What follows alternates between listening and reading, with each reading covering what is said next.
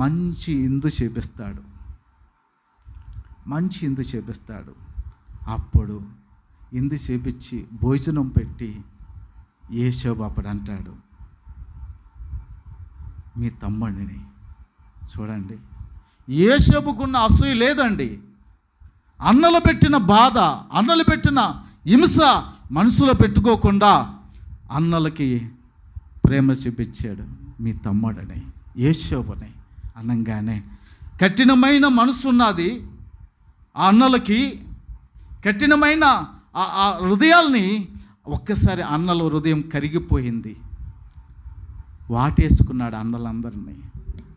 అన్నలందరూ ముద్దు పెట్టుకుంటున్నారు యేషోబుని. యేషోబు ప్రేమ ఎలా చూపించాడో తెలుసా? యేషోబుకి గోతులు తీసిన వాళ్ళే, యేషోబుకి అన్నలు నాశనం చేసిన వాళ్ళే. అలాంటిది